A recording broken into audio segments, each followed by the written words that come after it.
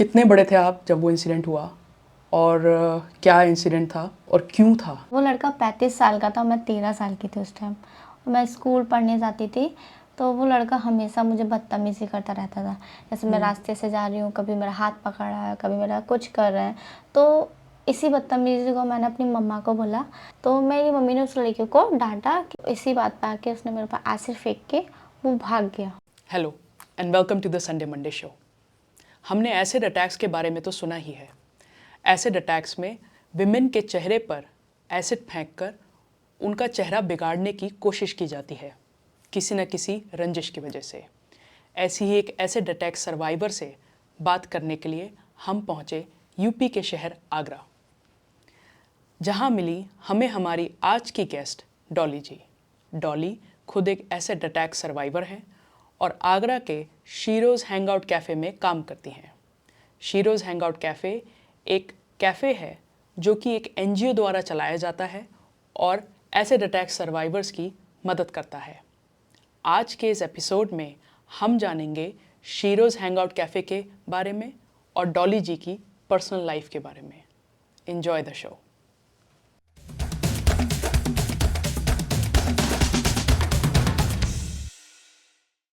Hello Dolly ji, कैसे हो आप? हेलो सोनल जी, मैं बहुत अच्छी हूँ, आप कैसे हो? एकदम बढ़िया। और सबसे पहले आपका बहुत बहुत थैंक यू, धन्यवाद कि आप द संडे मंडे शो में आके हमारे शो की शोभा बढ़ा रहे हो, अपना टाइम दे रहे हो और एक बहुत इम्पॉर्टेंट टॉपिक के बारे में हमें और समझने में हेल्प कर रहे हो। मुझे इस बात की खुशी है कि आपने इतना अच्छा टॉपिक चुना और इसी ज़रिए से सही बहुत सारे लोगों तक हम लोगों की बात पहुंचेगी। तो मुझे बहुत ज़्यादा खुशी है कि आपने इतना अच्छा टॉपिक चुना है। जी। अ, आज जो हम बात करेंगे, आप एक एसिड अटैक सर्वाइवर हैं और आई एम श्योर कि लोगों को पता है कि एसिड अटैक्स क्या होते हैं, लेकिन जिन लोगों को नहीं पता, एसिड अटैक्स अक्सर लड़कियों के साथ ही होते हैं, फीमेल्स के साथ ही होते हैं। मेन के साथ मुझे नहीं पता कि उसके क्या स्टेटिस्टिक्स हैं, कितने ज़्यादा होते हैं, कितने नहीं होते। और उसमें विमेन के चेहरे पे एसिड फेंक दिया जाता है, तेजाब फेंक दिया जाता है चेहरे को डिसफिगर करने के लिए। और ये इन जनरल या तो किसी पर्सनल रंजिश की वजह से किया जाता है या दूसरे को नुकसान पहुंचाने के लिए किया जाता है। आपके साथ वो इंसिडेंट हुआ है और आपने उसको सरवाइव करा है और आप आज और भी बहुत कुछ कर रहे हो, तो उसके बारे में भी हम आपसे जानेंगे। लेकिन मुझे सबसे पहले आपसे ये पूछना है कि क्या आप जब आपसे कोई इस इंसिडेंट के बारे में पूछता है, जैसे हम अभी बात कर रहे थे कि आप काफ़ी इंटरव्यूज़ दे चुके हो, तो आप कितने कंफर्टेबल हो उस इंसिडेंट की डिटेल्स के बारे में बात करने में? हाँ, जैसे कि आपको पता है, मतलब हर किसी से किसी का दर्द पूछा जाएगा तो उसको बहुत ज़्यादा दर्द होता है, क्योंकि जैसे मेरे को इतनी मुश्किलों से तो मैं उस दर्द को भुलाया। जी। फिर आप कोई आए और फिर वो मुझसे एकदम से पूछने लग जाए कि आपके साथ में ऐसा क्यों हुआ, कैसे हुआ, तो थोड़ी बहुत तक तकलीफ होती है। जी। बट फिर मैंने जो मेरे सीनियर हैं आशीष सर, उन्होंने बोला बेटा जब तक आप लोग अपने बारे में नहीं बताओगे तब तक आप लोगों तक कैसे अपनी बात पहुंचा पाओगे, और हमारा काम है लोगों तक जागरूकता पहुंचाना। तो इस वजह से मैं, क्योंकि मेरी जो अंदर का दर्द है वो किसी बहाने से सही पर वो बाहर तो आएगा। ओके। तो ये बहुत मतलब मुझे लगता है कि not only acid attack survivors, in general ये फ़िलॉसफी लाइफ में कहीं भी इंक्लूड की जा सकती है, क्योंकि एज अ ह्यूमन हम लोग किसी ना किसी सब पेन से गुजर ही रहे हैं और जब तक कोई फ़ायदा नहीं होता कि हम उसको अपने अंदर दबा के बैठे रहें। इसलिए लोग थेरेपीज़ में भी जाते हैं, थेरेपिस्ट के पास जाके उसके बारे में बात करते हैं। अब बात करते हैं उस इंसिडेंट की। तो कितने बड़े थे आप जब वो इंसिडेंट हुआ और क्या इंसिडेंट था और क्यों था, क्यों ऐसा हुआ? मैं 13 साल की थी। 13। यस, मैं 13 ईयर्स ओल्ड नाउ। मतलब वो लड़का 35 साल का था, मैं 13 साल की थी उस टाइम। मैं स्कूल पढ़ने जाती थी, तो वो लड़का हमेशा मुझे बदतमीज़ी करता रहता था। जैसे मैं रास्ते से जा रही हूँ, कभी मेरा हाथ पकड़ रहा है, कभी मेरा कुछ कर रहे हैं। तो इसी बदतमीजी को मैंने अपनी मम्मा को बोला कि मम्मी एक लड़का है जो मुझे हमेशा आते जाते बदतमीजी करता रहता है। तो मेरी मम्मी ने उस लड़के को डांटा कि मेरी लड़की को क्यों परेशान करता है। तो इसी बात पे आके उसने मेरे पास ऐसे फेंका, मतलब जैसे मैं घर पे कैरम बोर्ड खेल रही थी और मेरी मम्मी घरों में काम करती है खाना बनाने का। तो मेरी मम्मी काम करने गई थी और मैं और मेरे छोटे भाई बहन कैरम बोर्ड खेल रहे थे। तो वो आया कमरे में, मेरे से बदतमीज़ी करने लगा। मैंने उसको जाने के लिए बोला, तो इसी बात पे आके उसने मेरे पास एसिड फेंक के वो भाग गया। वो अपने साथ एसिड लेके आया था? लेके आया था वो अपने साथ में एसिड। और आपके कितने भाई बहन हैं? हम 4 बहनें, 1 भाई है। और आप सबसे बड़े हो? मैं बीच की हूँ, अच्छा। तीसरे नंबर की। 2 बड़ी बहनें, उससे छोटी मैं हूँ। अच्छा। तो और इसका मतलब कि उसको पता था कि आप कहाँ रहते हो?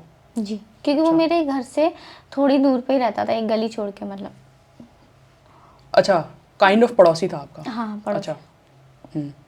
फिर उसने आपके ऊपर एसिड फेंक दिया? फिर एसिड फेंक दिया, मैं चीखने चिल्लाने लगी हुई थी। तो जो नीचे मकान मालिक थी, क्योंकि हम किराए के मकान पर रहते थे, तो नीचे जो मकान मालिक थी वो सो रही थी। तो उसने आवाज़ सुनी मेरे पास, तो वो ऊपर आई। तो उसने मेरे को जलन मच रही बहुत ज़्यादा, मेरे फेस पे जलन मच रही। तो फ्रिज का जो ठंडा पानी होता है, उसने मेरे फेस पे, फ्रिज का ठंडा पानी फेस पे धुला रही थी। तो जो मेरी स्किन है पूरी मेल्ट होके ज़मीन पे गिर रही थी। और जैसे होती जो ज़मीन थी ना, वो भी पूरी सफ़ेद सफ़ेद होती जा रही थी, वाइट वाइट। और मेरी दोनों आँखों में एसिड चला गया। मुझे देखा भी नहीं जा रहा था, मतलब उस टाइम मैं ऐसे बेहोश हो रहे थे कि मतलब मैं आपको क्या ही बताऊं।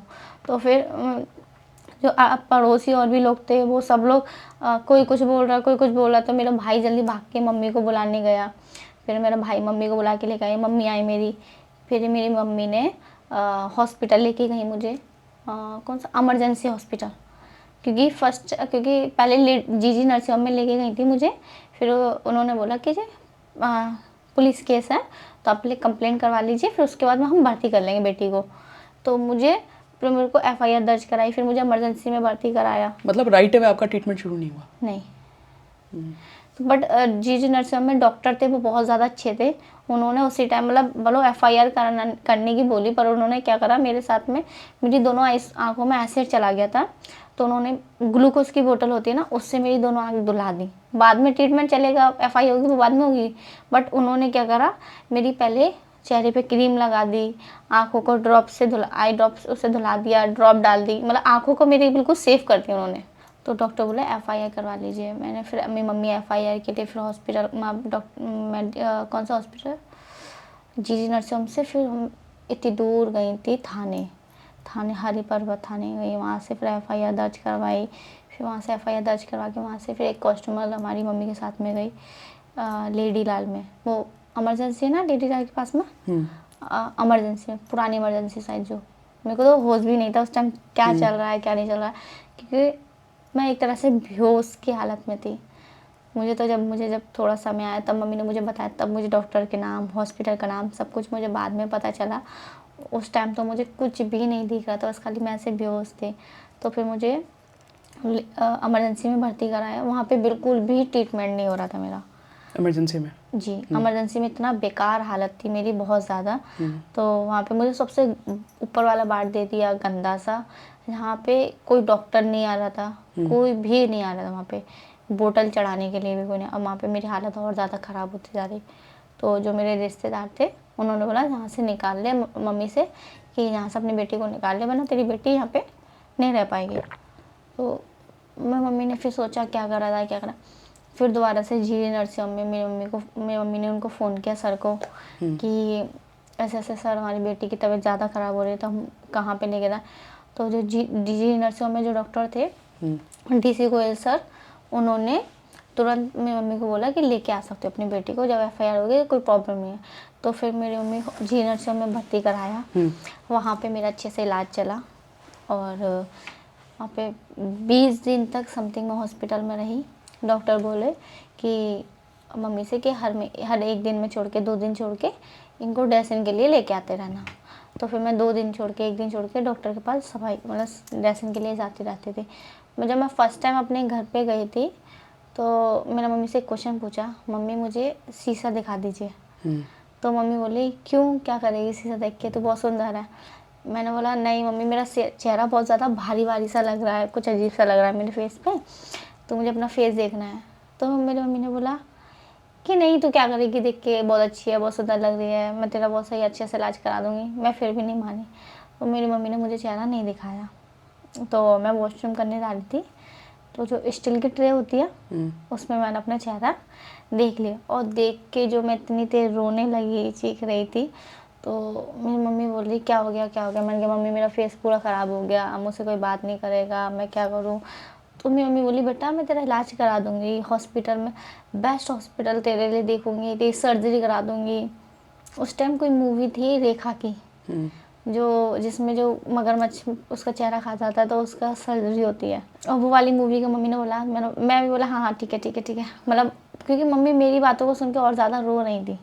तो मुझे लगा जब मैं रोऊंगी तो मेरी मम्मी मुझे देख के ज़्यादा रोएंगी, तो मुझे अपनी माँ के आगे रोना नहीं है, क्योंकि मैं अपनी माँ को मजबूत की जगह मैं कमज़ोर कर रही थी रो के।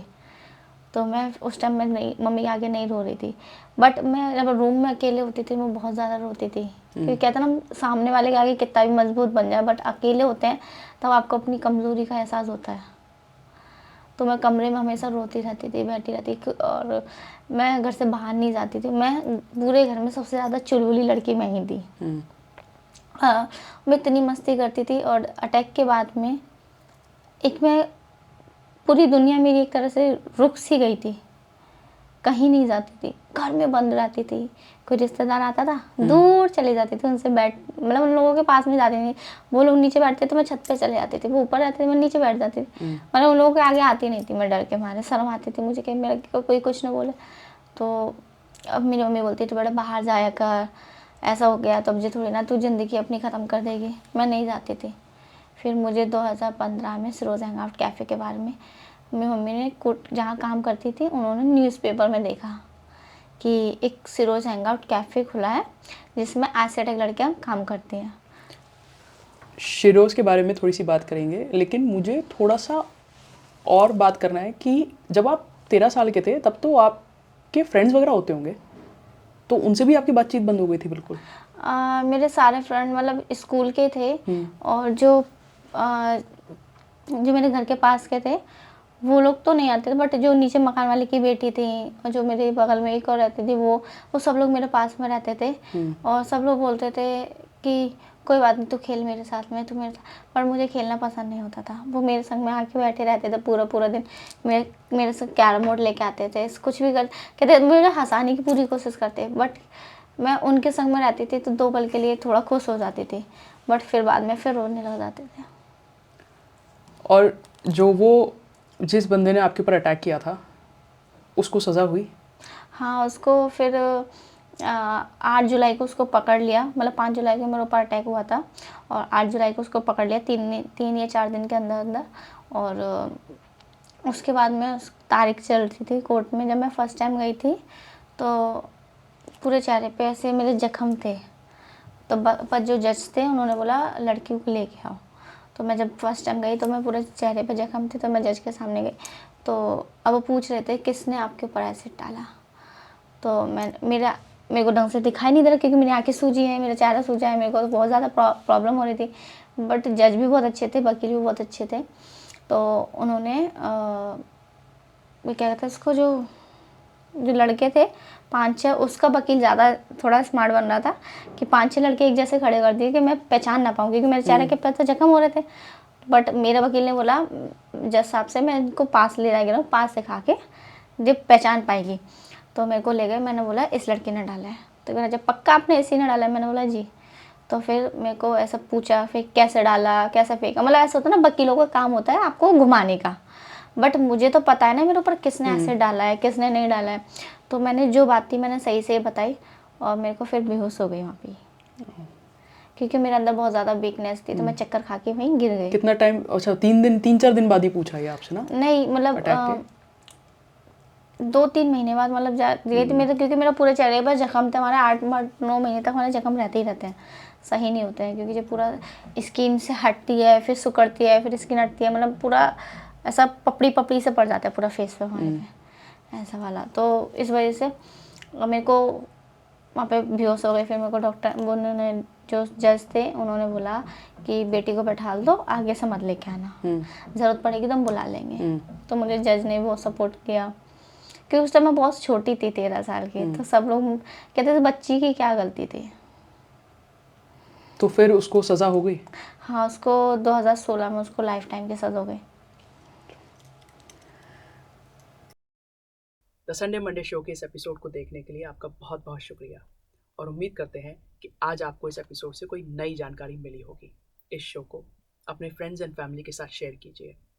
आपके जो भी सजेशंस एंड फीडबैक है हमें कमेंट सेक्शन में बताइए, और एक छोटा सा लाइक कर दीजिए। Thank you.